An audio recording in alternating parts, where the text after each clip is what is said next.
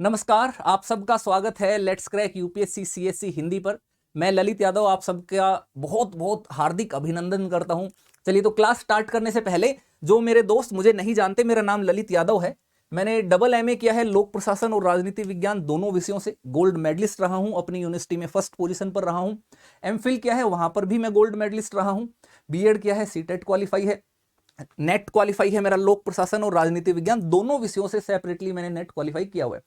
बाकी अगर आपको फ्री पीडीएफ चाहिए क्लासेस का तो ये फ्री पीडीएफ के लिए इस टेलीग्राम चैनल को ज्वाइन कर लीजिए।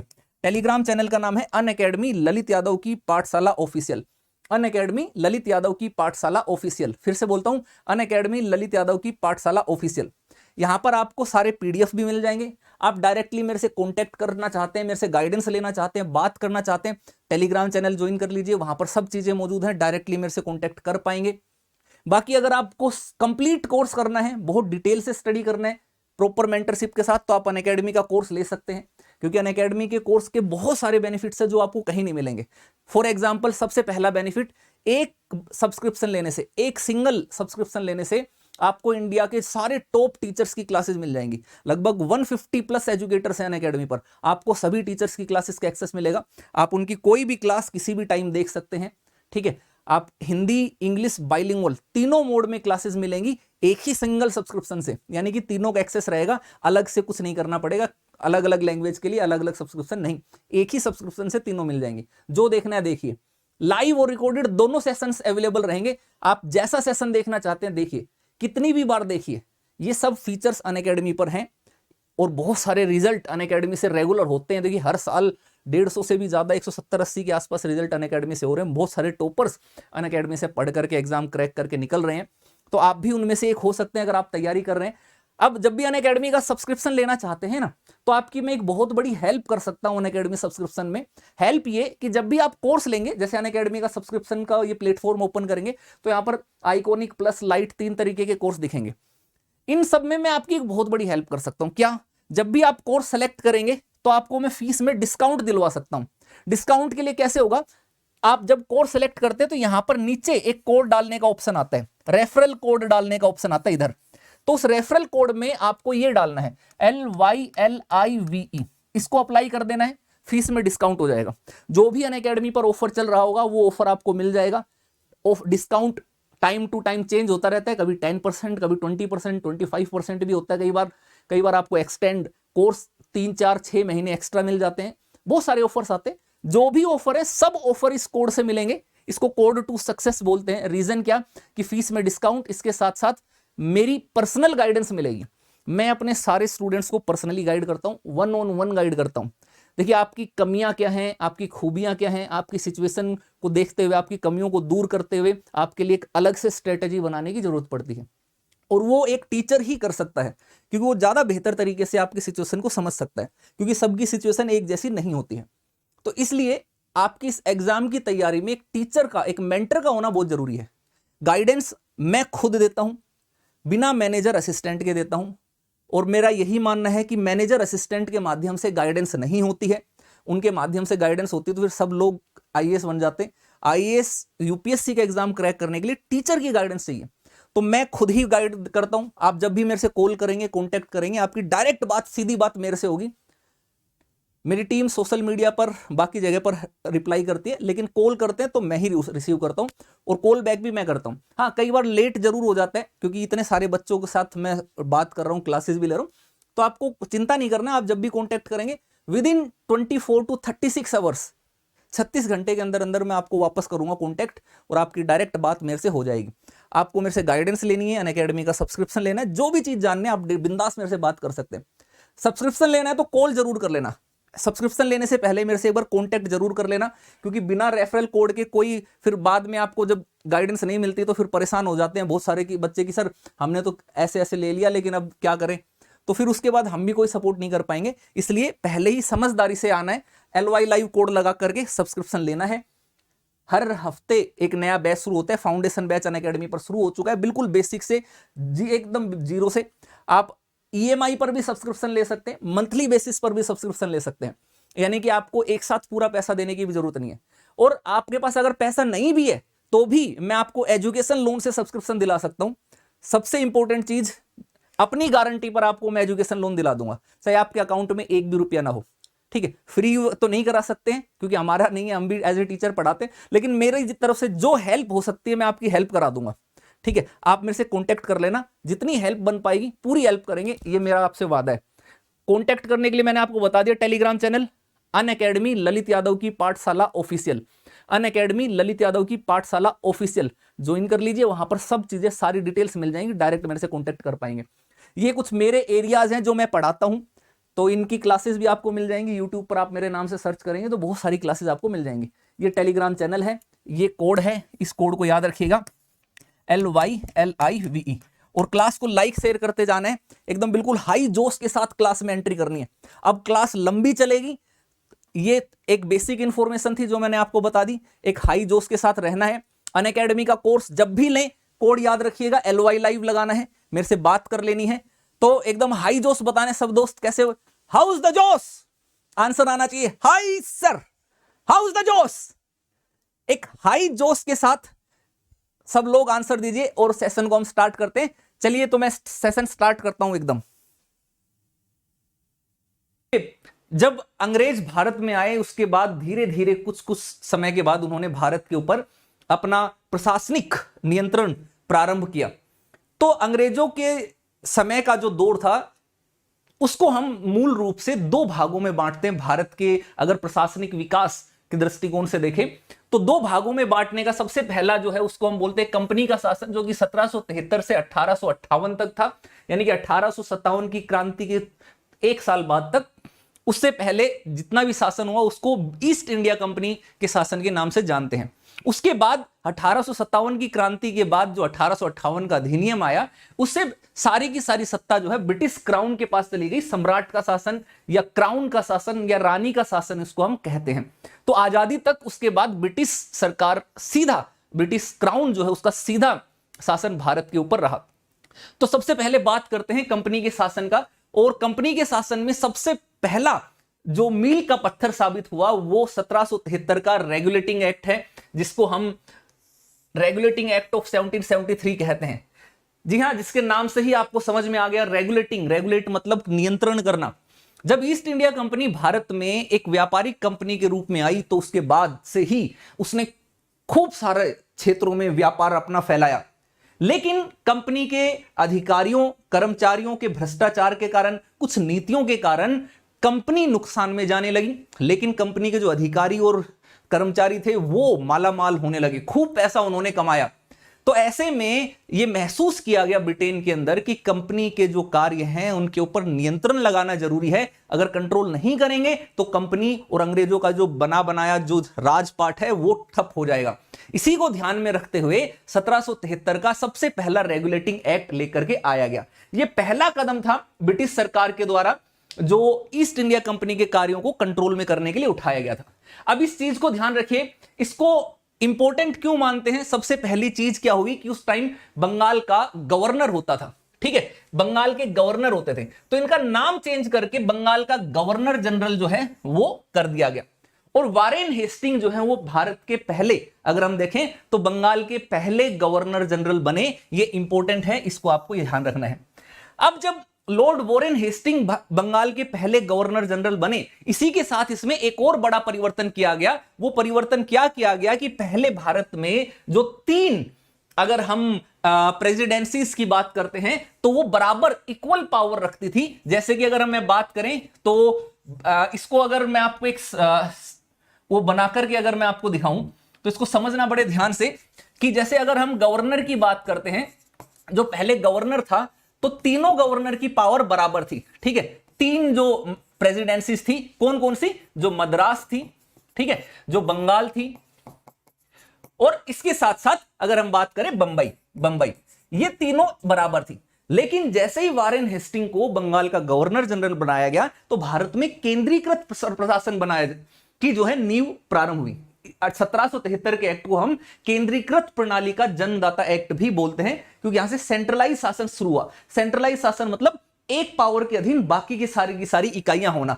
अब 1773 के एक्ट के बाद क्या हो गया भारत के अंदर, अगर हम बात करते हैं तो सबसे ऊपर जो है ये बंगाल जो है, ये इसका गवर्नर जनरल आ गया। ठीक, अब इसके अधीन जो है बाकी की प्रेसिडेंसीज आ गई, जो होगी जिसको हम बोलेंगे मद्रास और बंबई। ठीक है, ये एक बड़ा परिवर्तन हुआ। पहले जब बराबर शक्तियां रखते थे, अब ये इसके अधीन हो गए बंगाल के। तो बंगाल का गवर्नर जनरल एक अधिकतम सर्वशक्तिमान टाइप का व्यक्ति बनकर के आ गया वॉरेन हेस्टिंग के रूप में। एक और सबसे इंपॉर्टेंट चीज इसमें की गई, वो ये की गई कि जो भ्रष्टाचार कंपनी में फैल गया था, जो वहां के कर्मचारी अधिकारी पैसा बना बना करके इंग्लैंड के अंदर बड़े ही आलीशान महल अपने सजाने लग गए थे, बनाने लग गए थे, वहां पर राजा महाराजाओं वाली जिंदगी जीने लग रहे थे, उनके ऊपर कंट्रोल करने के लिए कोशिश की गई। अब इस एक्ट में लिख दिया गया कि भाई अब आप जो कंपनी के जो अधिकारी हैं वो निजी व्यापार नहीं कर सकते, क्योंकि ब्रिटिश ईस्ट इंडिया कंपनी जो थी उसमें जब वो 1773 के एक्ट से पहले उनको सैलरी बड़ी कम मिलती थी उनके कर्मचारियों और अधिकारियों को, लेकिन उनको अपना प्राइवेट निजी पर्सनल बिजनेस करने की अनुमति थी। अब सब अपना पर्सनली बिजनेस करते रह गए, कंपनी के लिए काम करने के बजाय अपने लिए काम करने लगे। तो अब इस पर रोक लगा दी गई कि भाई अब अपना तुम खुद का बिजनेस नहीं कर सकोगे। साथ ही भारत के लोगों से उपहार और रिश्वत वो लेना भी प्रतिबंधित कर दिया। भारत में आज के समय में हम ब्यूरोक्रेसी में रिश्वत को बहुत बड़ा एक समस्या मानते हैं, भ्रष्टाचार को। ऐसा भ्रष्टाचार हमें पुराने साल विरासत में हमें मिला, ब्रिटिशर्स से ही मिला है। तो ईस्ट इंडिया कंपनी में बड़ा करप्ट सिस्टम था, काम करने के बदले खूब पैसा, खूब रिश्वत, खूब सारी चीजें वो लेते थे। अब इसके ऊपर लगा दिया गया रोक। तो ये थे प्रमुख कारक जो इंपॉर्टेंट फैक्ट्स थे 1773 के एक्ट के। अब इसके बाद इस एक्ट में कुछ कमियां रह गई थी, उसको सुधारने के लिए 1781 का एक्ट लाया जाता है, जो आपके काम का नहीं है, एग्जाम में इतना इंपॉर्टेंट नहीं होता है। इसके बाद हम डायरेक्ट चलेंगे 1784 के पिट्स इंडिया एक्ट के ऊपर। 1784 का पिट्स इंडिया एक्ट, इसमें मुख्य रूप से अगर हम बात करते हैं तो केवल एक दो इंपॉर्टेंट चीजें थी, जिसमें सबसे इंपॉर्टेंट चीज जो थी वो क्या था कि इसने जो कंपनी के जो राजनीतिक और वाणिज्यिक कार्य हैं इनको अलग अलग कर दिया गया। इससे पहले कंपनी एक ही तरीके काम जो है उसका घिला मिला हुआ था, पता ही नहीं चलता था कि बिजनेस करने वाला कौन है ना, प्रशासन करने वाला कौन है, साथ ही लोगों से, राजाओं महाराजाओं से डील करने वाला कौन है। अब इन्होंने अलग कर दिया, पहली बार अलग हुआ कि भाई तुम्हारा बिजनेस वाला काम अलग रहेगा और तुम्हारे पॉलिटिकल काम जो है, राजनीतिक कार्य अलग रहेंगे। इसके लिए इन्होंने एक नई संरचना तैयार की और उस संरचना का नाम अगर हम बात करते हैं तो नियंत्रण बोर्ड बनाया गया, जिसको बोर्ड ऑफ कंट्रोल कहा जाता है। ठीक है, यानी कि जो राजनीतिक मामले थे, जो पॉलिटिकल मामले थे, उन पॉलिटिकल मामलों को देखने के लिए नियंत्रण बोर्ड जो है, बोर्ड ऑफ कंट्रोल, इसकी शुरुआत की गई। तो यहां से द्वैध शासन प्रारंभ होता है, दो प्रकार का शासन जो देखने को मिलता है। तो अगर आपसे पूछ लिया जाए कि द्वैध शासन की व्यवस्था का आरंभ कौन से एक्ट से हुआ, तो 1784 का जो पिट्स इंडिया एक्ट था उससे हुआ। बस इतना ही था, इससे ज्यादा काम का नहीं था। 1793 का एक्ट आता है इसके बाद, और 1793 के एक्ट में सबसे प्रमुख चीज क्या होती है, वो ये होती है कि ब्रिटिश जो ब्रिटेन है वहां पर ये डिमांड उठने लगती है कि ईस्ट इंडिया कंपनी को ही आप पूरी की पूरी काम करने की आजादी क्यों देते हो, और भी तो कंपनियां हैं, उनको भी तो बिजनेस करने का अधिकार दिया जाना चाहिए। तो ऐसे में उस दबाव के चलते बहुत ज्यादा डिमांड उठने लगी थी। लेकिन क्योंकि ईस्ट इंडिया कंपनी के कारण अंग्रेजों का राज भारत में स्थापित हुआ, उसके योगदान को देखते हुए 1793 का जो एक्ट आया, उससे क्या किया गया कि भारत में जो ईस्ट इंडिया कंपनी को व्यापार करने का अधिकार दिया गया था, एकाधिकार, मोनोपोली। एकाधिकार का मतलब कि ब्रिटिश ईस्ट इंडिया कंपनी के अलावा अब और कोई यहां पर व्यापार नहीं कर पाएगा, ब्रिटेन की कोई भी कंपनी। तो उस एकाधिकार को 20 साल के लिए बढ़ा दिया गया, यानी कि 1813 तक। तो अब यहां से 20-20 साल के अंतराल में एक्ट जो है आने शुरू होंगे। यही एक इंपॉर्टेंट पॉइंट था, इसके अलावा इसमें और आपके काम का इंपॉर्टेंट नहीं था। यहीं से ही सवाल मिलता है, पूछ लिया जाएगा कि कौन से अधिनियम के माध्यम से ईस्ट इंडिया कंपनी के भारत पर व्यापार के एकाधिकार को 20 वर्षों के लिए बढ़ा दिया गया, तो उसका उत्तर रहेगा 1793 का एक्ट। अब उसके बाद 20 साल हो जाते हैं। इस दौरान इंग्लैंड में बहुत सारी उथल पुथल होती है और एक बार फिर से जो ईस्ट इंडिया कंपनी के अगेंस्ट खिलाफत वाली लॉबी है वो सक्रिय हो जाती है। वो बोलती है, दबाव बनाती है कि ईस्ट इंडिया कंपनी ने जो काम किया उसके लिए, उसका फेवर में, उसके समर्थन में आपने बहुत सारा काम कर दिया। सरकार के ऊपर प्रेशर बनाया गया। उन्होंने कहा कि अब मौका है, अब सबको बराबरी का वो मिलना चाहिए, मौका, चांस मिलना चाहिए कि दूसरी कंपनियां भी उस पर व्यापार करें। तो 1813 का अधिनियम जो है, चार्टर एक्ट लाया जाता है। इसके अंदर सबसे पहली चीज क्या जाती है, सबसे पहली चीज तो ये कि ब्रिटिशर्स का जो ईस्ट इंडिया कंपनी थी, इसका जो व्यापार का एकाधिकार था, इसको समाप्त कर दिया जाता है। यानी कि भाई अब आपकी मोनोपोली नहीं रही, अब मामला खत्म हो गया, अब ब्रिटेन की कोई भी कंपनी वहां पर व्यापार कर सकती है। यानी कि सभी ब्रिटिश व्यापारियों के लिए उसको खोल दिया गया। लेकिन ईस्ट इंडिया कंपनी के योगदान को ब्रिटेन की सरकार, ब्रिटेन जो है भुला नहीं सकती थी, क्योंकि उसी के कारण भारत में ब्रिटिशर्स के पैर जमे। तो इसलिए उस समय व्यापार में जो सबसे प्रमुख दो चीजें थी, वो थी एक चाय का व्यापार और एक चीन के साथ व्यापार। इसमें बड़ा मुनाफा ब्रिटेन की ईस्ट इंडिया कंपनी को होता था और उसके माध्यम से ब्रिटेन में भी काफी लाभ होता था। तो ब्रिटिश ईस्ट इंडिया कंपनी के योगदान को ध्यान में रखते हुए इन दो चीजों के ऊपर, चाय और चीन, और आप सब तो एग्जाम की तैयारी करने वाले लोग हैं, चाय की चुस्कियां तो आपको याद ही रहेंगी, बिना चाय के तो काम चलता ही नहीं है ना। और चीन वैसे ही दिन प्रतिदिन हमारे नकट इतना इस तरीके का कट्टर दुश्मन है कि वो सपने में भी हम नहीं भूलते। तो इन दोनों के व्यापार, चीन के साथ व्यापार और चाय का व्यापार, इसका एकाधिकार जो है ईस्ट इंडिया कंपनी को दिया कि ठीक है भाई, जब तक अगला एक्ट नहीं आता 20 साल के लिए चाय और चीन का व्यापार केवल ईस्ट इंडिया कंपनी करेगी। इसके एकाधिकार को बहाल रखा गया। अब इसमें एक और इंपॉर्टेंट चीज हुई, वो हुई कि ईसाई मिशनरीज भारत में आने लगे प्रबुद्ध करने के लिए। यानी कि ईसाई मिशनरीज यहां से भारत में धर्म परिवर्तन का एक नया दौर शुरू होता है। जो मुगल साम्राज्य में औरंगजेब के काल में आपने देखा कि काफी धर्म परिवर्तन हुआ, ऐसे ही अब ईसाई लोगों ने भी यहां पर ईसाइयत को बढ़ावा देने के लिए ये एक सोची समझी रणनीति उन्होंने अपनाई। और इसके तहत ईसाई धर्मगुरु, जिनको मिशनरीज कहा जाता था, उनको भारत में भेज करके भारत के लोगों को प्रबुद्ध, एनलाइटनमेंट करने का अधिकार दिया गया। यानी कि उनकी नजरों में भारत के लोग एक प्रकार से गंवार और अनपढ़ और बिल्कुल भी असभ्य, बिल्कुल भी सभ्य नहीं, असभ्य किस्म के लोग थे, जिनको कि एकदम प्रबुद्ध करने की, उनको चीजें सिखाने की जरूरत थी। इसलिए ईसाई मिशनरीज को भारत में आकर के इस तरीके के कार्य करने की अनुमति दी गई। उसके बाद से भारत में बड़ी तेज गति से, खास करके आदिवासी वाले इलाकों में आप देखोगे धर्म परिवर्तन का एक दौर जो है प्रारंभ हुआ। एक तीसरी चीज जो है इस एक्ट में सबसे इंपॉर्टेंट चीज जो थी, वो ये थी कि पश्चिमी शिक्षा के प्रचार प्रसार की व्यवस्था कर दी गई। अंग्रेज लोग अनजाने में ही भारत के लिए एक वरदान देकर के चले गए, जो कि पश्चिमी शिक्षा रही। ठीक है, भारत के अंदर वो उनका कोई इस तरीके का उद्देश्य नहीं था कि भारत के लोगों की मदद करना चाहते हैं।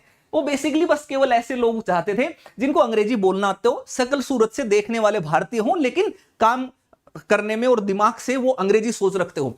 इसके लिए जरूरी था अंग्रेजी शिक्षा का प्रसार करना। ठीक है, और अंग्रेजी शिक्षा के प्रसार के माध्यम से वो सांस्कृतिक तरीके से भी अपनी प्रभुता जमाना चाहते थे। तो ये इस एक्ट के माध्यम से भारत में प्रारंभ हुआ। पश्चिमी शिक्षा की जो प्रचार प्रसार की व्यवस्था है वो प्रारंभ हुई भारत के अंदर। लेकिन इसका फायदा भारतीयों को मिला।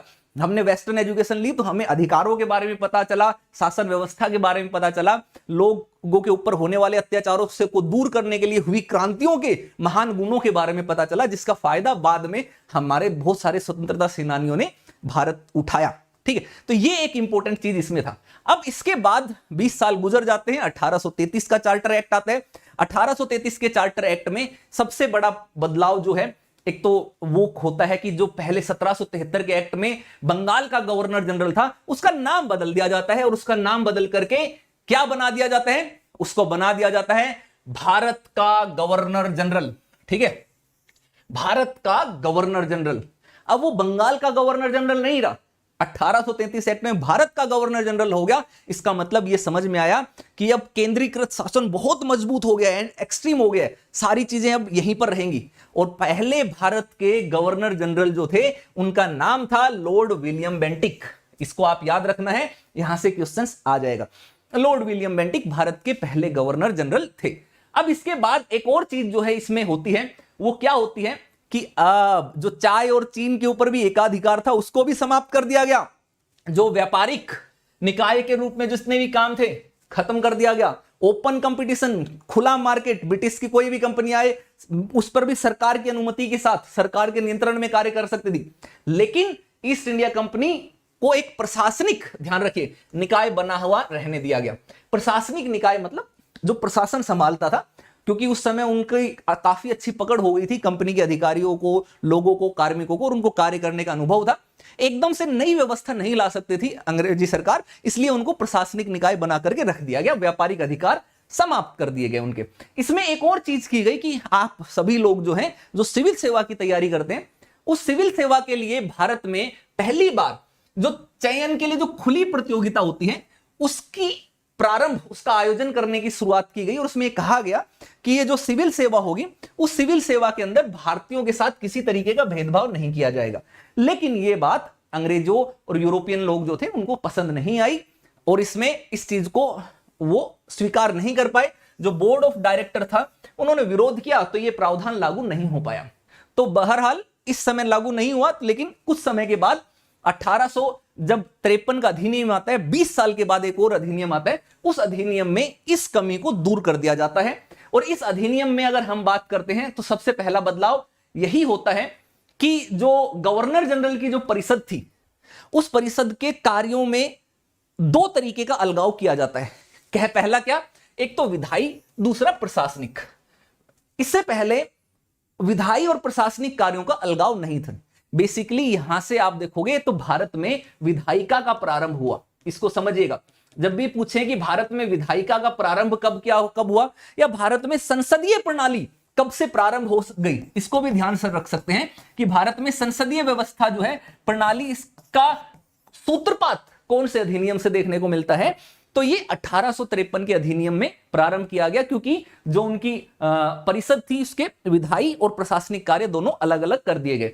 अब इसके साथ साथ जो 1833 का एक्ट काम नहीं कर पाया, उस काम को 1853 के एक्ट के माध्यम से कर दिया गया। और भारत में जो सिविल सेवक हैं उनकी भर्ती एवं चयन के लिए खुली प्रतियोगिता की व्यवस्था का आरंभ कर दिया गया।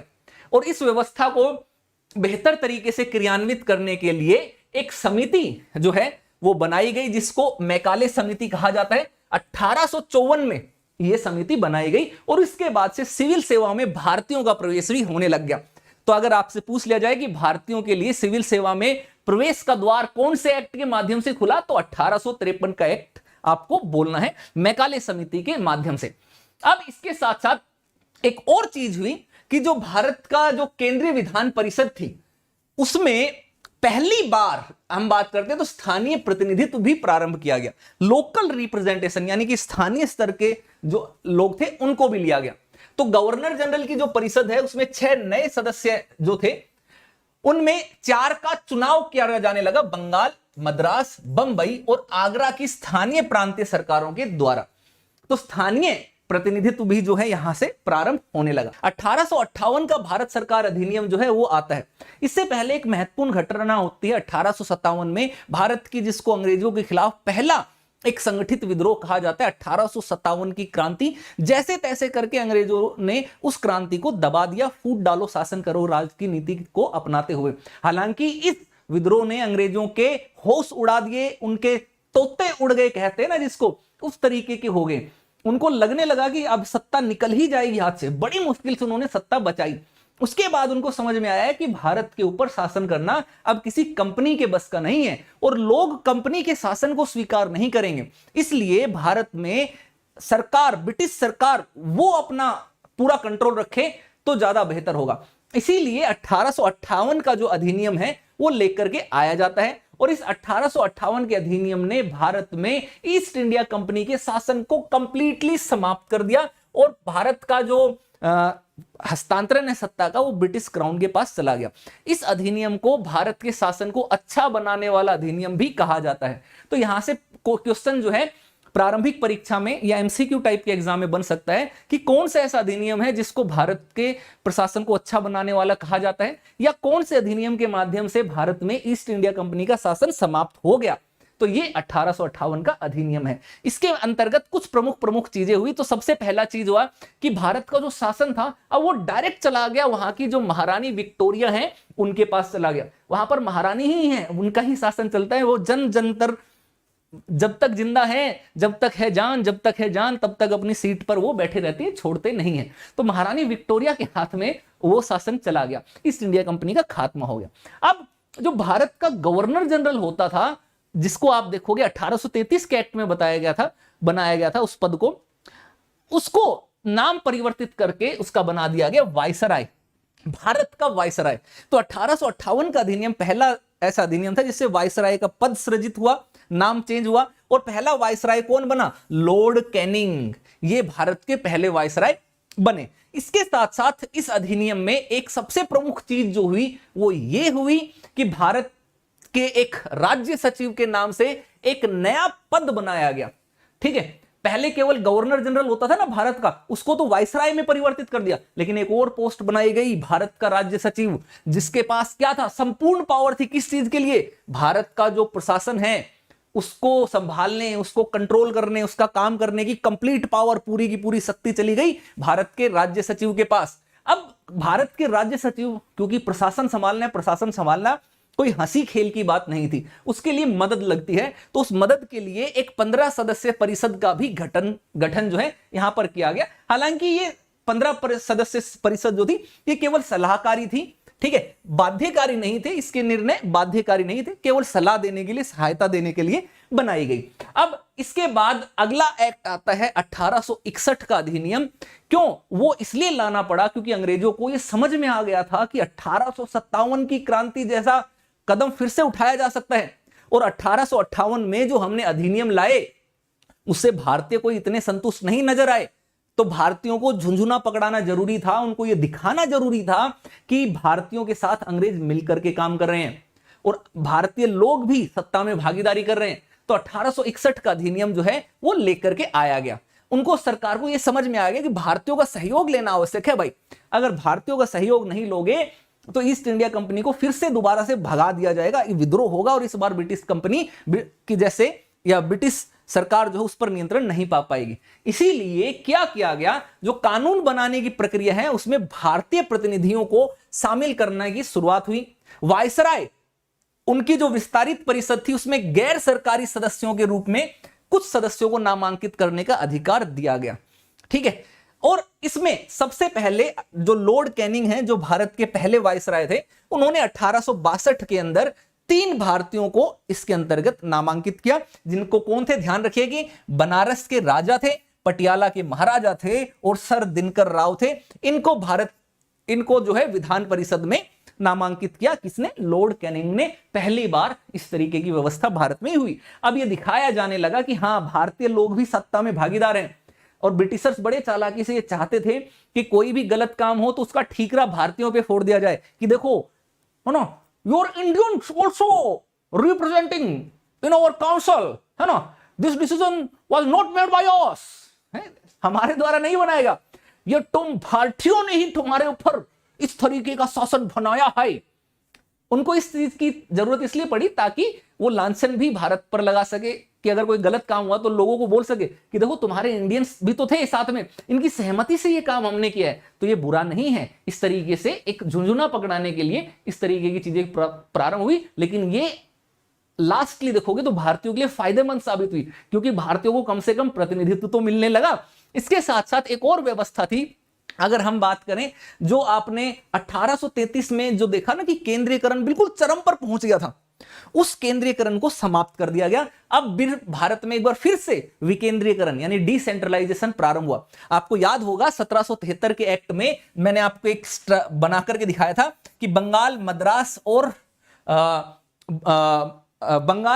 और बंबई, ये तीनों प्रेसिडेंसियां बराबर थी, लेकिन 1773 के एक्ट के माध्यम से इनकी संरचना इस तरीके से हो गई थी। ठीक है, कि ये बंगाल हो गया था और बंगाल के बाद ये मद्रास और ये बंबई, ये इसके अधीन हो गई थी। अब दोबारा से इस व्यवस्था को समाप्त कर दिया गया और एक बार फिर से ये वाली व्यवस्था ले आए गए, जिसमें मद्रास, बंबई और बंगाल को बराबर कर दिया गया। उन प्रेसिडेंसियों को जो विधायी शक्तियां जो उनसे छीन ले गई थी, उनको दोबारा से दे दी गई और विकेंद्रीकरण की प्रक्रिया की शुरुआत हुई। अब आपसे सवाल में यह आ जाएगा कि भारत में विकेंद्रीकरण की प्रक्रिया किस समय प्रारंभ हुई, कौन से एक्ट के माध्यम से शुरू हुई? तो 1861 का अधिनियम आपको बोल देना है। अब इसके साथ साथ आपको एक चीज समझना है, एक और प्रमुख चीज थी, लॉर्ड कैनिंग ने एक व्यवस्था शुरू की थी जिसको हम पोर्टफोलियो प्रणाली कहते हैं। तो 1859 में लॉर्ड कैनिंग ने पोर्टफोलियो प्रणाली प्रारंभ की थी। पोर्टफोलियो प्रणाली के तहत विभागों का बंटवारा किया जाता है, जिस तरीके से आज आप देखते हो कि भारत में प्रधानमंत्री और उसकी जो मंत्री परिषद है, तो अलग अलग मंत्रियों को अलग अलग विभाग मंत्रालय दिए जाते हैं। इसी तरीके से मंत्रालयों का, विभागों का बंटवारा किए जाने की व्यवस्था थी, पोर्टफोलियो प्रणाली, जिसमें एक ही व्यक्ति को 2 या 2 से अधिक विभाग दिए जाने की भी व्यवस्था थी, ताकि ज्यादा अधिक लोगों की आवश्यकता ना पड़े, एक ही व्यक्ति कई सारे विभागों को समझ ले।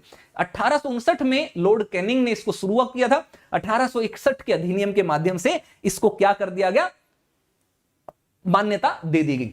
एक और सबसे प्रमुख चीज भी आज के समय में आप देखते हैं, नाम सुनते हैं, अध्यादेश, ऑर्डिनेंस, यानी कि जब संसद का सत्र, संसद के किसी सदन का सत्र जो है, किसी सदन का सत्र ना चल रहा हो, तो ऐसे में कानून बनाने, व्यवस्था बनाए रखने, दिन प्रतिदिन के शासन को जारी रखने के लिए सरकार क्या करे, अध्यादेश का सहारा लेकर के आती है। तो वो अध्यादेश का प्रारंभ जो हुआ वो इसी एक्ट के माध्यम से हुआ। जो वायसराय है, उस वायसराय को ये पावर दे दी गई कि भाई अगर आपातकालीन कोई परिस्थिति है तो आप ऐसे में आपके जो काउंसिल है उसकी मंजूरी के बिना, उसकी संस्तुति के बिना आप अध्यादेश जारी कर सकते हैं, और वो अध्यादेश कानून के जैसे ही भूमिका अदा करेगा। अधिकतम अवधि इसकी 6 माह रहेगी। वर्तमान में इसकी अधिकतम अवधि 6 महीने 6 हफ्ते होती है। ठीक है, तो भारत में अध्यादेश का प्रारंभ जो है इसी एक्ट के माध्यम से किया गया, वायसराय को यह शक्ति दी गई। अब इसके बाद 1892 का जो एक्ट था वो काम का नहीं है, छोड़ देना है, स्किप कर देना है, नहीं है काम का। डायरेक्ट आपको कूद पड़ना है सीधा जो काम का है उस अधिनियम के ऊपर, जिस अधिनियम का नाम है 1919 का अधिनियम। ठीक है, 1909 का अधिनियम, गलती से 1919 निकल गया, इग्नोर कर देना है। 1909 का अधिनियम, जिसको मार्ले मिंटो एक्ट कहा जाता है। ठीक है, मार्ले मिंटो एक्ट इसलिए कहा जाता है क्योंकि उस समय 2 पोस्ट होती थी, दोनों लोग मिलकर के काम करते थे, एक भारत के राज्य सचिव और भारत के वायसराय। तो लॉर्ड मार्ले जो है वो भारत के राज्य सचिव थे और जो मिंटो हैं वो भारत में वायसराय थे। इसीलिए भारत परिषद अधिनियम 1909 को हम मार्ले मिंटो एक्ट भी कहते हैं। ठीक है, अब इसमें सबसे पहली चीज जो क्या किया गया, एक बदलाव किया गया, उसको समझिए। वो ये हुआ कि पहली बार किसी भारतीय को वायसराय और गवर्नर की कार्यकारी परिषद के साथ एसोसिएशन बनाने का प्रावधान किया गया।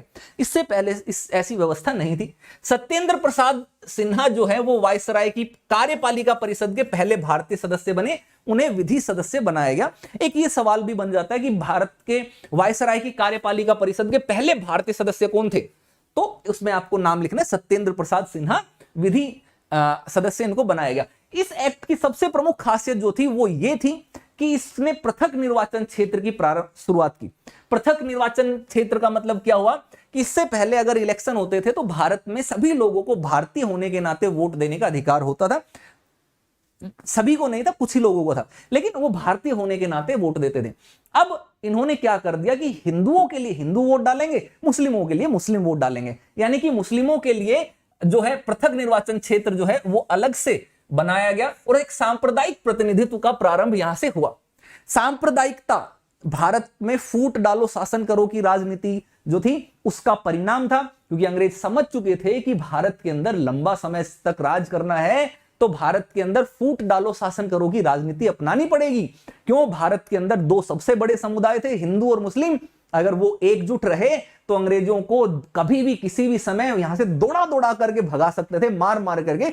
लेकिन उनको यह समझ में आया कि भारत में विविधता है, दोनों धर्मों के अंदर कई सारी चीजें ऐसी हैं जो समान नहीं है, और ऐसे में इन दोनों को क्यों ना हम अलग कर दें, पहचान अलग कर दे, आपस में ही लड़ते रहेंगे, हम सत्ता करते रहेंगे, है ना। 2 बिल्लियां लड़ेंगी, बंदर उसकी लड़ाई में रोटी खाएगा। तो इसलिए मुस्लिमों के लिए पृथक निर्वाचन क्षेत्र बना दिया गए और इससे भारत में सांप्रदायिक प्रतिनिधित्व जो है वो प्रारंभ हुआ। इसीलिए हम आप बात करते हैं, जो मिंटो है, लॉर्ड मिंटो को भारत में सांप्रदायिक निर्वाचक के जनक के रूप में जाना जाता है। यह भी सवाल पूछ लिया जाता है कि भारत में सांप्रदायिक निर्वाचक के जनक कौन था, तो लॉर्ड मिंटो था। अब 1909 के अधिनियम में इतने ही काम की थी। अब एक बहुत खासम खास अधिनियम पर चलते हैं, जिस खासम खास अधिनियम का नाम है 1919 का भारत शासन अधिनियम। ठीक है, और इस भारत शासन अधिनियम के बारे में अगर हम बात करते हैं तो इसका एक बैकग्राउंड था, उस बैकग्राउंड को समझना जरूरी था। प्रथम विश्व युद्ध चल रहा था, भारत उसकी भागीदारी जरूरी थी ब्रिटेन के लिए कि भारत भी उसकी मदद करे। अब प्रथम विश्व युद्ध के दौरान कहीं भारतीय लोग उसके खिलाफ विद्रोह ना कर दें, अलग ना हो जाएं, तो अंग्रेजों के जो हैं एकदम होश उड़ जाते, अंग्रेजों को भारत छोड़ करके जाना पड़ जाता। अंग्रेजों के समझ में आ गया था, क्योंकि वो 2-2 जगह पर युद्ध नहीं लड़ सकता था। तो ऐसे में भारतीयों को कंट्रोल में बनाए रखने के लिए उसने एक बार फिर से झुंझुना पकड़ाया और उन्होंने कहा, ब्रिटिश का जो 1917 के अंदर पहली बार ये कहा कि हम भारत के अंदर अब एक रिस्पॉन्सिबल गवर्नमेंट बनाएंगे, उत्तरदायी शासक जो है धीरे धीरे बनाएंगे, भारतीयों को ही हम धीरे धीरे सत्ता जो है सौंपने की कोशिश करेंगे। इसीलिए इसी चीज को लेकर के 1919 का भारत शासन अधिनियम लाया गया जो 1921 में लागू हुआ। अब इस अधिनियम को हम मोंटेग्यू चेम्सफोर्ड के नाम से अधिक जानते हैं। 1919 के भारत शासन अधिनियम के बजाय 1919 के मोंटेग्यू चेम्सफोर्ड सुधार इसके नाम से हम जानते हैं। क्यों? क्योंकि जो मोंटेग्यू थे वो भारत के राज्य सचिव थे और चेम्सफोर्ड भारत के वायसराय थे। ये चीज आपको ध्यान में रखना है। अब इसके अंदर प्रमुख प्रमुख चीजें क्या थी, तो सबसे पहली चीज समझिए, भारत के अंदर जो विकेंद्रीकरण की प्रक्रिया की प्रारंभ हुआ था 1861 के दौरान जो विकेंद्रीकरण की प्रक्रिया प्रारंभ हुई, उस विकेंद्रीकरण को और विस्तार दिया गया और भारत के अंदर नई सूचियों का एक तरीके से जो है वो जन्म हुआ। केंद्रीय और प्रांतीय विषयों, ठीक है, इनकी सूचियां अलग अलग बना करके दी गई। केंद्र के लिए कुछ अलग विषय दे दिए गए, प्रांत जो थे उनके लिए अलग विषय दे दिए गए कि भाई तुम अपने अपने सूचियों पर कानून बनाओ, काम करो। तो इसका मतलब क्या हुआ कि अब केंद्रीय नियंत्रण कम कर दिया गया, ठीक है, यानी कि अब सेंटर की पावर जो है वो जो कंट्रोल था वो थोड़ा सा कम हुआ, प्रांतों को भी शक्तियां मिली। जिस तरीके की व्यवस्था आज के समय में भारत के अंदर केंद्र राज्य संबंध, तो उन्हीं केंद्र राज्य संबंधों की जो सूचियों का प्रारंभ था वो यहां से देखने को आपको मिलता है। अब इसके अंतर्गत अगर हम बात करते हैं तो एक और चीज भी, द्वैध शासन जिसको बोलते हैं, वो प्रारंभ किया गया। केंद्र के स्तर पर एकात्मक शासन एक ही प्रकार का रहा, लेकिन प्रांतों के स्तर पर उन्होंने एक नया प्रयोग किया और उस प्रयोग क्या किया कि जो प्रांतों में जो सब्जेक्ट दिए थे, जो विषय दिए थे, सूची जो प्रांतीय सूची थी, उस सूची के विषयों को उन्होंने दो भागों में बांट दिया, एक हस्तांतरित और एक आरक्षित। आरक्षित विषय वो थे जो बहुत ज्यादा महत्वपूर्ण थे, हस्तांतरित विषय ऐसे थे जो ज्यादा खास नहीं थे, इतने इंपॉर्टेंट नहीं थे, इसीलिए इनके ऊपर कार्य करने की व्यवस्था भी अलग अलग रखी गई। हस्तांतरित विषय जो ज्यादा महत्वपूर्ण नहीं थे उन पर गवर्नर जो है उसका शासन होता था, वह मंत्रियों की सहायता से काम करता था और वो मंत्री क्या थे, विधान परिषद के प्रति उत्तरदायी होते थे। लेकिन जो आरक्षित विषय थे, जो सबसे मजबूत विषय थे, उन पर गवर्नर जो है वो कार्यपालिका परिषद की सहायता से कार्य करता था और ये कार्यपालिका परिषद जो है वो विधान परिषद के प्रति उत्तरदायी नहीं थी। यानी कि ऐसे में अंग्रेज लोग, ब्रिटिशर्स लोग जो है वायसराय के माध्यम से अपनी मनमर्जी के चीजें को कानून बनाने में भूमिका निभा सकते थे। हालांकि ये द्वैध व्यवस्था प्रारंभ हुई लेकिन ये कामयाब नहीं हुई। द्वैध शासन व्यवस्था कहा जाता है इसको, डायआर्की कहा जाता है, असफल हो गई। इस अधिनियम में एक प्रमुख चीज जो ही वो सबसे इंपॉर्टेंट चीज हुई कि जो भारत में संसदीय व्यवस्था, जो 1853 के एक्ट से हम देखते हैं कि वहां से भारत में संसदीय व्यवस्था प्रारंभ हुई थी, जब क्योंकि प्रशासनिक और विधायी कार्यों को अलग किया गया था। अब यहां पर बाइकैमरलिज्म यानी कि दो सदनीय व्यवस्था शुरू की गई।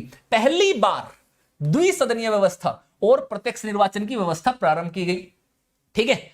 द्विसदनीय व्यवस्था मतलब केंद्रीय स्तर पर अगर हम बात करते हैं, जो भारत की विधान परिषद थी उसका नाम बदल करके एक द्विसदनीय व्यवस्था बना दी गई और एक जिसको राज्यसभा और दूसरा जिसको लोकसभा, तो दो सदनों का गठन किया गया। अब आपसे सवाल पूछ लिया जाए कि भारत में संसदीय व्यवस्था कब प्रारंभ हुई? 1853। भारत में लोकसभा राज्यसभा कब प्रारंभ हुए? 1919 के अधिनियम के माध्यम से। यह चीज आपको यहां पर बतानी है, ठीक है। प्रत्यक्ष निर्वाचन भारत में पहली बार प्रारंभ हुआ, इससे पहले प्रत्यक्ष निर्वाचन नहीं था। अब एक और चीज हुआ कि अंग्रेजों को समझ में आया कि भाई भारत में केवल हिंदू मुस्लिम थोड़ी है, भारत में तो इसके अलावा और भी तो डाइवर्सिटी है। भारत को तोड़ो, एकजुट मत होने दो, अलग अलग करो। एकजुट हो गए तो शासन खतरे में पड़ जाएगा। तो उनको पहचान में आया कि अरे भारत में तो सिख भी हैं, भारत में तो ईसाई भी हैं, आंग्ल भारतीय भी हैं, यूरोपियन भी हैं, एक नहीं होने चाहिए। तो एक काम करते हैं कि जिस तरीके से 1909 के अधिनियम के तहत हमने मुस्लिमों के लिए अलग पृथक सांप्रदायिक निर्वाचन क्षेत्र बनाए, ऐसे ही इनके लिए भी बना देते हैं। तो इसका विस्तार कर दिया गया। सिख के लिए, भारतीय, ईसाई, आंग्ल भारतीय, यूरोपियन, इन सब के लिए भी अलग से अब निर्वाचन क्षेत्र, यानी कि सिख केवल सिख को वोट देंगे, भारतीय ईसाई केवल भारतीय ईसाई को वोट देंगे। तो ऐसे में इनके बीच में एकजुटता नहीं आएगी, अपनी अलग पहचान बनेगी और अपने आप को दूसरे से अलग रख करके ये लोग देखेंगे। ये एक व्यवस्था हुई। एक व्यवस्था और हुई, वो क्या व्यवस्था हुई कि कुछ लोगों तक मताधिकार दिया गया। ये ध्यान रखिए कि संपत्ति कर या शिक्षा के आधार पर सीमित संख्या में लोगों को मताधिकार भी दिया गया। हालांकि आज के जैसा मताधिकार नहीं था कि आप भारत के नागरिक हैं, 18 साल के हो गए, लड़का लड़की जवान हो गए, रजिस्टर करवाया, वोटर लिस्ट में नाम और जाकर के डाल करके आ गए वोट। नहीं, उस समय जिन्होंने बहुत बड़ा मोटा टैक्स देते थे या बहुत हाई एजुकेटेड थे, बैरिस्टर टाइप के डिग्रियां उनके पास होती थी, उन लोगों को वोट देने का अधिकार था। आज की जैसी व्यवस्था नहीं थी। ठीक है, तो इलाइट वर्ग का ही अधिकार था, यानी कि ऊपरी जो लोग थे उन्हीं को, और ऊपरी जो क्रीम होती है ना, जो पूंजीपति टाइप के या जो बहुत ज्यादा इस तरीके के पैसे वाले लोग, उनकी प्रवृत्ति आमतौर पर सरकार के साथ चलने की ही होती है। इसीलिए आप देखोगे अंग्रेज यहां पर भी खेल गए। अंग्रेज बड़े चालाक थे, खेलते थे। एक और व्यवस्था हुई जो आप सब लोगों के लिए की गई 1853 के एक्ट से, जो मैकाले समिति 1854 में आई, सिविल सेवा में भारतीयों को प्रवेश प्रारंभ हुआ खुली प्रतियोगिता के माध्यम से। तो उसके लिए एक लोक सेवा आयोग का गठन किया गया 1926 में।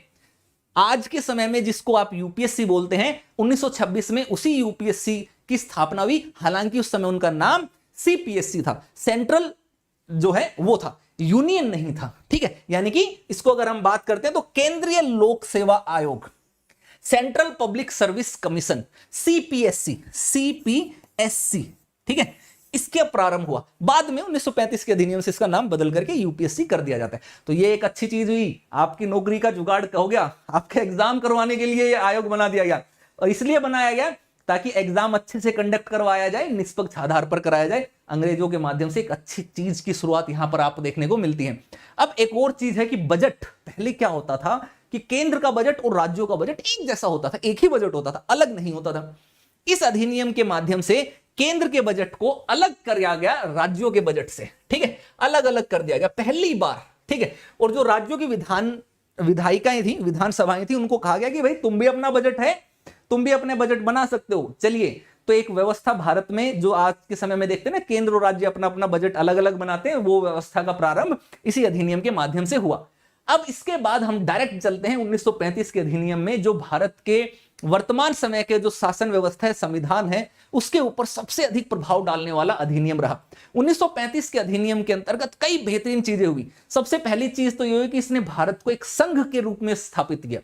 जो फेडरल स्ट्रक्चर जिसको हम आज के समय में संघीय व्यवस्था, केंद्र राज्य संबंध जिसको हम देखते हैं, इन केंद्र राज्य संबंधों की जो व्यवस्था थी, तो अखिल भारतीय संघ जो है इसकी स्थापना यहां पर हुई। ठीक है, राज्य और रियासत जो है इनको एक इकाई की तरह यहां पर माना गया। 3 ध्यान रखिए सूचियां बनाई गई, जिसको हम बोलते हैं संघीय सूची, राज्य सूची और संवर्ती सूची। इसी तरीके की सूचियां आज के समय में भी है। आप देखते हैं केंद्र सूची, संघ सूची, राज्य सूची और संवर्ती सूची। संघ सूची के ऊपर संघ का अधिकार, राज्य सूची के ऊपर राज्य बना सकते हैं कानून, संवर्ती सूची पर राज्य और संघ दोनों मिलकर के कानून बना सकते हैं। अब ऐसे में जो शक्तियां, जो विषय इन तीनों ही सूचियों में नहीं थे, उन विषयों को हम बोलते हैं अवशिष्ट शक्तियां। तो ऐसे विषयों पर कानून बनाने की शक्ति जो दे दी गई वो वायसराय को दे दी गई।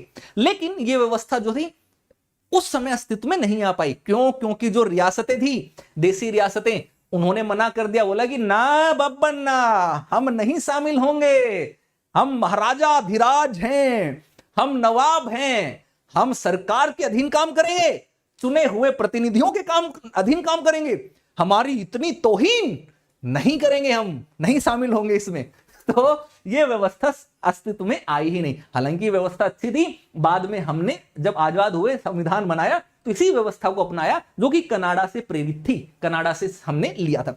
अब अगली चीज जो हुई इसके अंदर वो ये हुई कि जो प्रांतों में जो द्वैध शासन व्यवस्था प्रारंभ की गई थी 1919 में, आरक्षित और हस्तांतरित विषय, वो समाप्त कर दिया गया। तो प्रांतों में द्वैध शासन जो है ये समाप्त कर दी गई, लेकिन इसको केंद्र में लगा दिया गया। यहां पर नया प्रयोग करने की कोशिश की गई, तो केंद्र में द्वैध शासन प्रणाली का आरंभ किया गया। यहां पर भी जो संघीय विषय थे, संघ सूची थी, उसको आरक्षित और हस्तांतरित विषयों में जोड़ा गया। हालांकि ये प्रावधान कभी लागू नहीं हो पाए, क्योंकि ये फेल व्यवस्था थी, इस तरीके की व्यवस्था कारगर नहीं थी। तो कई बार पूछ लिया जाएगा आपसे कि केंद्र में द्वैध शासन कब प्रारंभ हुआ? 1935 के अधिनियम से। प्रांतीय स्तर पर भारत में द्वैध शासन कब प्रारंभ हुआ? 1919 के अधिनियम से। इस तरीके से चीजों को याद रखते हुए चलना है। अब एक काम की चीज आती है, वो क्या कि मताधिकार का विस्तार होता है। मताधिकार का विस्तार मतलब जो पहले कुछ ही लोगों के पास था, अब उस विस्तार को बढ़ा दिया गया, लगभग भारत की जनसंख्या के 10% लोगों को वोटिंग का अधिकार मिल गया। एक और चीज यहां से प्रारंभ हुई और उस चीज का नाम जो है उसको हम बोलते हैं RBI, reserve bank of India, यानी कि भारत की मुद्रा और साख पर नियंत्रण के लिए भारतीय रिजर्व बैंक जो है इसकी स्थापना यहां पर इस अधिनियम के माध्यम से की गई। एक और प्रमुख चीज थी जिसको आप समझना है, वो क्या चीज थी कि जो भारत में सांप्रदायिक निर्वाचन व्यवस्था चली आ रही थी 1909 के अधिनियम से, उसको 1919 में विस्तारित किया गया। तो अब अंग्रेजों को वहां तक ही चैन नहीं आया, अंग्रेज बड़े चालाक थे, उनको लगा कि अरे भारत के अंदर तो जातियों के आधार पर भी तो विभाजन है, भारत में विविधता डाइवर्सिटी तो जातियों के आधार पर भी है, धर्म के आधार पर ही थोड़ी है। तो उन्होंने पहचाना तो जातिगत आधार पर भी भारत में निर्वाचक क्षेत्रों का अलग चीजों को करने की कोशिश की गई। तो इसने दलित जातियों, महिलाओं और मजदूर वर्ग के लिए अलग से निर्वाचन की व्यवस्था करके जो सांप्रदायिक प्रतिनिधित्व थी, इसकी जो व्यवस्था थी, इसका विस्तार किया। यानी कि इन्होंने अब अपना अंतिम वार कर दिया कि भारत में कोई भी एकता ना हो जाए, सब जो विविधताएं हैं वो एक दूसरे से अलग होती रहे। आज के समय में जो हम देखते हैं ना, सोशल एक्सक्लूजन, इस तरीके की चीजें, एक साथ जुड़ाव ना हो पाना, तो उस जो अलगाव की व्यवस्था थी, तो अंग्रेजों के शासन में वो अलगाव की व्यवस्था बहुत ज्यादा जो है मजबूत हो गई थी। अलग अलग पहचान, एक दूसरे को बिल्कुल अलग कर देने की एक सोची समझी रणनीति अंग्रेजों ने यहां पर चलाई। अब इससे एक और व्यवस्था हुई, एक अच्छी चीज भी हुई।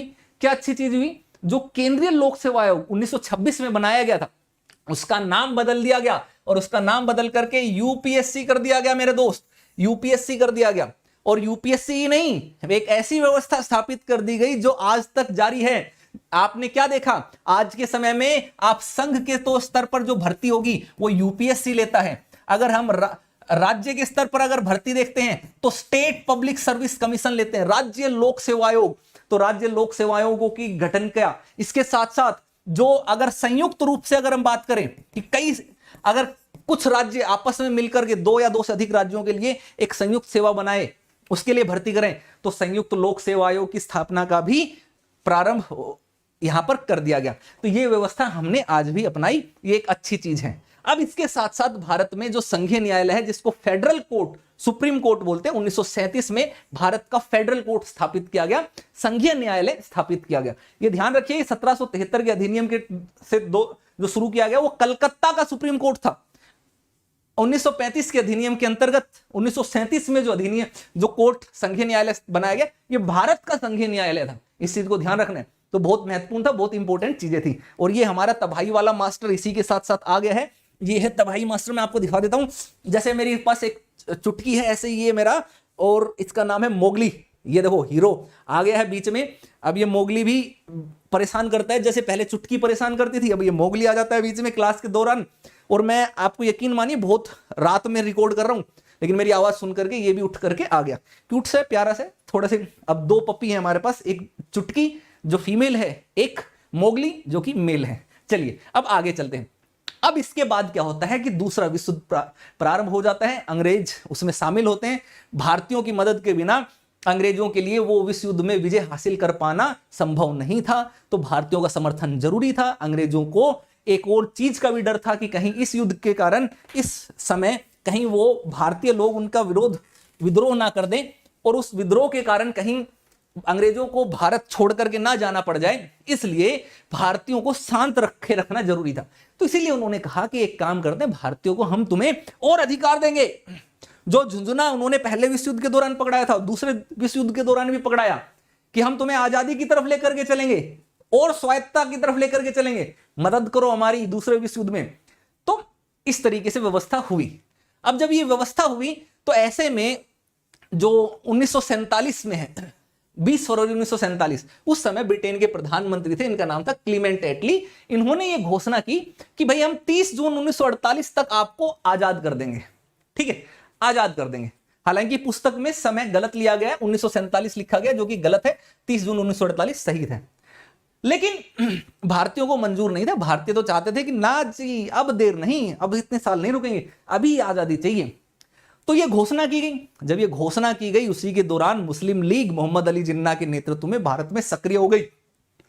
डिमांड उठाने लग गए कि नहीं, अगर आजादी मिलेगी तो हिंदुस्तान को नहीं मिलेगी, पाकिस्तान और हिंदुस्तान दो राष्ट्रों को मिलेगी, मुस्लिम बहुल राज्यों के क्षेत्रों के लिए पाकिस्तान नाम का राज्य बनाया जाए।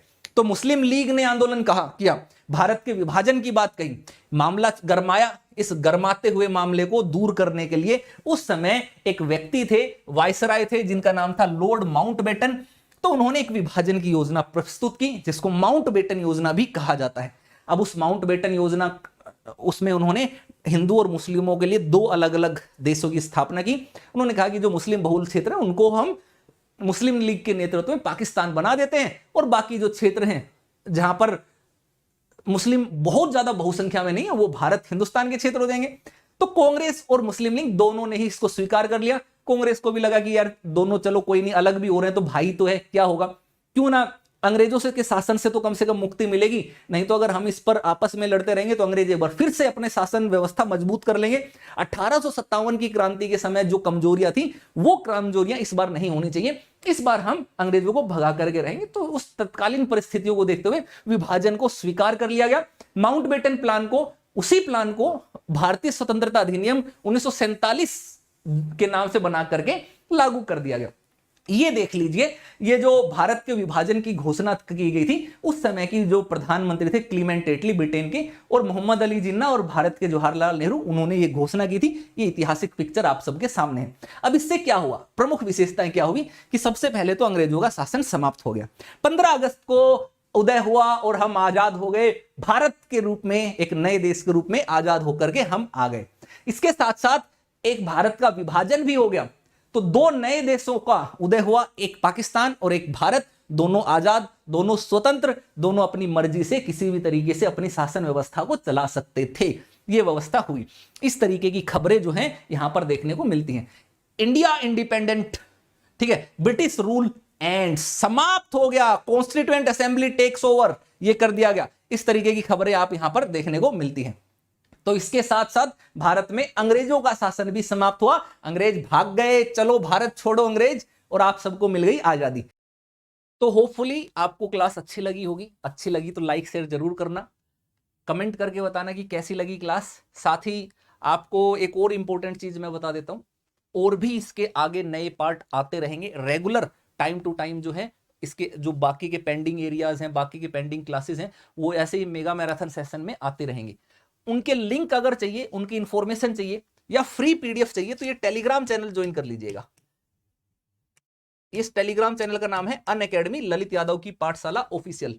फिर से बोलता हूं, अनअकैडमी ललित यादव की पाठशाला ऑफिशियल, अनअकैडमी ललित यादव की पाठशाला ऑफिशियल, अनअकैडमी ललित यादव की पाठशाला ऑफिशियल। इसको ज्वाइन कर लीजिएगा। यहां पर आपको सारी चीजें अवेलेबल हैं, आप मेरे से कॉन्टेक्ट भी कर पाएंगे, डायरेक्ट मेरे कॉन्टेक्ट के सब चीजें यहां पर हैं, ठीक है। जब भी कॉन्टेक्ट करें करना। और अनअकैडमी का कोर्स अगर आप लेने का प्लान कर रहे हैं तो ये रेफरल कोड याद रखिएगा, LYLIVE, इस कोड को अप्लाई करके लेना। आपको मैं 1-on-1 गाइड करूंगा एग्जाम पास होने तक, कोई प्रॉब्लम नहीं आने देंगे, ये चीज ध्यान रखिएगा। बिना मैनेजर असिस्टेंट के डायरेक्ट बात आपकी मेरे से होगी। जब भी कॉल करेंगे, कॉल बैक आपको मैं ही करूंगा, अगर मैं रिसीव नहीं कर पाया तो विदिन 36 आवर्स आपके पास मैं कॉन्टेक्ट कर लूंगा, ठीक है। क्योंकि एक टीचर ही आपको सही गाइड कर सकता है, मैनेजर असिस्टेंट से गाइडेंस नहीं मिल सकती है। तो ये चीज ध्यान रखना है, क्योंकि बाद में आप कोर्स लेने के बाद फिर परेशान होते हैं कि सर हमने तो फलाना फलाना कोर्स से ले लिया लेकिन अब गाइडेंस नहीं मिल रही, क्या करें। तो उसमें हम भी कोई हेल्प नहीं कर पाएंगे, ये चीज ध्यान रखिएगा। तो आपको पहले से ही सतर्क रहना है। जब भी सब्सक्रिप्शन लें एक बार मेरे से कॉन्टेक्ट जरूर कर लेना है, बात जरूर कर लेना है, डायरेक्ट बात होने पर ही लेना। बाकी जितनी भी हेल्प हो पाएगी वो हेल्प भी हम कर देंगे। आप फाइनेंशियली वीक हैं, अकाउंट में कोई पैसा नहीं है, तो भी मैं अपनी गारंटी पर आपका एजुकेशन लोन से सब्सक्रिप्शन करा दूंगा, ईएमआई पर, बड़ी ही कम ईएमआई पर। जो भी हेल्प, जो भी सपोर्ट मेरे से हो पाएगी वो सपोर्ट, वो हेल्प मैं आपके लिए एग्जाम पास होने तक करूंगा। कभी भी कोई प्रॉब्लम आपके लिए नहीं आने देंगे। कोड लेकिन याद रखना है LY लाइव, जब भी कोर्स ज्वाइन करें कोड यही लगाना है LY लाइव, ठीक है। हर हफ्ते नए बैच आते हैं, ये मेरे कुछ कोर्सेज हैं जो मैं पढ़ाता हूं, ये आप देख लीजिए। ये मेरा टेलीग्राम चैनल है, इसको ज्वाइन कर लीजिएगा। और ये मेरा कोड है, रेफरल कोड याद रखना है आपको, इसका नाम है LYLIVE, रेफरल कोड याद कर लीजिए बस। आपकी सारी समस्याओं का समाधान इस रेफरल कोड में है। बाकी मेरे से कांटेक्ट कर लीजिए, आपको कोई भी जानकारी चाहिए, कोई भी हेल्प चाहिए डायरेक्ट टेलीग्राम चैनल ज्वाइन कीजिएगा, टेलीग्राम चैनल पर सब कुछ है, वहां से आप डायरेक्ट मेरे से कॉन्टेक्ट कर पाएंगे, यहाँ पर सारी डिटेल्स आपको मिल जाएंगी। चलिए, तो आप सबको मेरी तरफ से बेस्ट विशेष शुभकामनाएं। एक हाई जोश बनाए रखना है, लाइक शेयर करते जाना यार, लाइक शेयर नहीं रुकना चाहिए, आप लाइक शेयर नहीं करते। और कमेंट करके बताओ क्लास कैसी लगी, इतनी डिटेल में क्लास कहीं से नहीं मिलेगी आपको। और हाउस द जोश का आंसर देंगे सभी लोग, हाउस द जोश आंसर आना चाहिए हाई सर। बहुत बढ़िया, बहुत बढ़िया, यही हाई जोश आपको बनाए रखना है, इसी हाई जोश के साथ रहना है, ठीक है। चलिए, तो इसी हाई जोश के साथ क्लास को एंड करते हैं, आपसे मिलते हैं जल्दी ही नए नए सेशंस, नए नए टॉपिक्स के साथ, नई नई वीडियोस आपके लिए रेगुलर इस तरीके की मेगा मैराथन सेशन क्लासेस में लाता रहूंगा। चलिए, आप सबको मेरी तरफ से बेस्ट विशेष शुभकामनाएं, आप सबको जय हिंद, जय भारत, लेट्स क्रैक इट।